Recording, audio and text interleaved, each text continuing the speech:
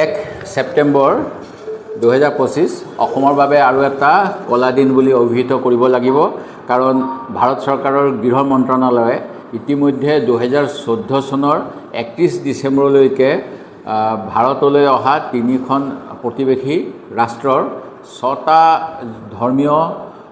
জনগোষ্ঠীৰ যিকোনো ব্যক্তিকে ভাৰতত থকাৰ বাবে অনুমতি দিছিল। এতিয়া সেই অনুমতি এক্সটেনশ্যন কৰিছে,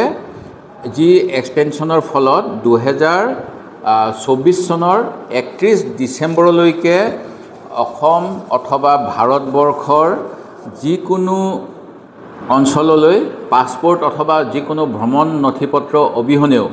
হিন্দু, বৌদ্ধ, জৈন, শিখ, পাৰ্চী অথবা খ্ৰীষ্টান ধৰ্মাৱলম্বী লোকে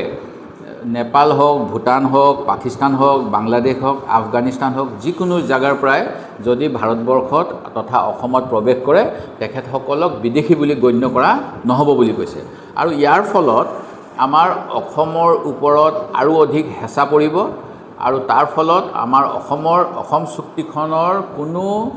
গুৰুত্বই নাথাকিব। অসম চুক্তি অনুসৰি 71 চনৰ 24 মাৰ্চলৈকে যিসকল আহিছিল আমি তেওঁলোকক ভাৰতীয় হিচাপে গ্ৰহণ কৰাৰ কথা আছিল, কিন্তু এই নতুন যি অধ্যাদেশ জাৰি কৰিলে নাগৰিকত্ব সংশোধনী আইন 2019ৰ বাবে, তাৰ ফলত যোৱা 2024 চনলৈকে অহা যিকোনো মানুহে অসম তথা ভাৰতবৰ্ষত থাকিব পাৰিব আৰু ইয়াৰ ফলত অসমৰ ওপৰত যি হেঁচা পৰিব, এই হেঁচাই অসমীয়া জাতিটোৰ প্ৰতি বিপদ আনিব। আমি ইয়াৰ দুৰ্ঘোৰ প্ৰতিবাদ কৰিছোঁ আৰু মই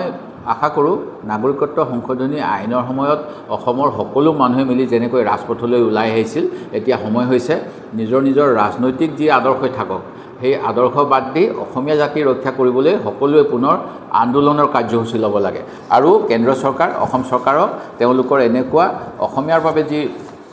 এটা ভুল সিদ্ধান্ত কৰি অসমীয়া জাতিক ধ্বংস কৰিব বিচাৰিছে তাৰ বিৰুদ্ধে জনমত আৰু হেঁচা প্ৰয়োগ কৰিব লাগে। মই ইতিমধ্যে 7 আগষ্ট 2025 তাৰিখে সদৌ অসম ছাত্ৰ সন্থাকে আদি কৰি অসমৰ বিভিন্ন জাতীয় সংগঠন, ৰাজনৈতিক দললৈ এখন পত্ৰ প্ৰেৰণ কৰিছিলোঁ আৰু সেই পত্ৰযোগে নাগৰিকত্ব সংশোধনী আইনৰ প্ৰতিবাদ কৰিবলৈ মই আহ্বান জনাইছিলোঁ। মই ভাবোঁ মোৰ এমাহ পূৰ্বৰ যিখন পত্ৰ, সেই পত্ৰখন তেখেতসকলে পুনৰবাৰ বিবেচনা কৰিব আৰু এটা সহমতত উপস্থিত হ'ব যাতে আমি অসমৰ স্বাৰ্থ ৰক্ষা কৰিবলৈ সকলোৱে অসমক ভাল পোৱা জনগণ, নাগৰিকে একগোট হৈ এই কেন্দ্ৰীয় চৰকাৰ তথা ডক্টৰ হিমন্ত বিশ্ব শৰ্মা ডাঙৰীয়াই মৌন হৈ পেলাই তেওঁ আজি কৈ দিব যে মই নাজানো, মোক নক'লেই, কিন্তু তেখেতে যে হঠাৎ নিজৰ কাৰ্যসূচী কেঞ্চেল কৰি বিশেষ প্লেন যোগে যে দিল্লীলৈ যায়, গৃহমন্ত্ৰীক যে ৰাতি ৰাতি সাক্ষাৎ কৰে, এনেকুৱা ধৰণৰ কাৰচাজি, এনেকুৱা কুচক্ৰান্ত কৰিবলৈ যায় নেকি তেখেতে স্পষ্ট কৰিব লাগে। আৰু তেখেতে, মই নিশ্চিত তেখেতে ক'ব আমি নাজানো বুলি ক'ব, কাৰণ তেখেতৰো এটা কথা কয় যে অসমবাসী বোলে তেওঁ অহা 50 বছৰলৈ নিৰাপত্তা নিশ্চিত কৰিছে। এনেকৈ বাহিৰা মানুহ আনি কোনোবাই অসমৰ স্বাৰ্থ সুৰক্ষা কৰিব বুলি ক'লে কোন গাধ বা গৰুৱে বিশ্বাস কৰিব? এই কথাটো মোক বিজেপি দলৰ ফালৰ পৰা ক'ব লাগে আৰু বিজেপিৰ এই সিদ্ধান্তৰ আমি তীব্ৰ বিৰোধিতা কৰিছোঁ। এনে ব্যৱস্থাৰ যোগেদি আমাৰ দেশৰ যি সীমান্তৰক্ষী ব্যৱস্থা, যি পাছপোৰ্ট কণ্ট্ৰল ব্যৱস্থা বা যদি বিদেশী আহে বিদেশী ন্যায়াধীকৰণৰ যোগেদি তেওঁলোকৰ নাগৰিকত্ব চিনাক্তকৰণ কৰাৰ ব্যৱস্থা, এই সকলোবিলাক অৰ্থহীন কৰি পেলোৱা হৈছে। আৰু কেইদিনমান পূৰ্বে যি কথা কোৱা হৈছিল যে অসমৰ ডি ভোটাৰ যিসকল হৈ আছে তেওঁলোকৰ বিৰুদ্ধে থকা গোচৰ প্ৰত্যাহাৰ কৰা হ'ব, আকৌ কোৱা হ'ল হিন্দু বঙালীসকলৰ গোচৰবিলাক প্ৰত্যাহাৰ কৰা নহয়। এই গোটেইবিলাক এটা মানে যি শব্দ, এটা কথা কোৱা হৈছিল, এইবিলাক গোটেইবিলাক অৰ্থহীন কৰা হৈছে আৰু উন্মুক্ত গৰু ছাগলী সোমাব পৰা নিচিনা আমাৰ সীমান্ত অঞ্চলবিলাক উন্মুক্ত কৰি দিয়াৰ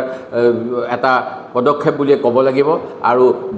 বৰ্ডাৰ ছিকিউৰিটি ফ'ৰ্চ বা অন্যান্যবিলাকৰ কি কাম থাকিব পাৰে এই কথা আমি বুজি পোৱা নাই। ইয়াৰ বিৰুদ্ধে আমাৰ দলে যেনেধৰণৰ কাৰ্যসূচী ল'ব লাগে লওক, এই কথা মই মোৰ নেতৃবৃন্দৰ প্ৰতি আহ্বান জনাইছোঁ।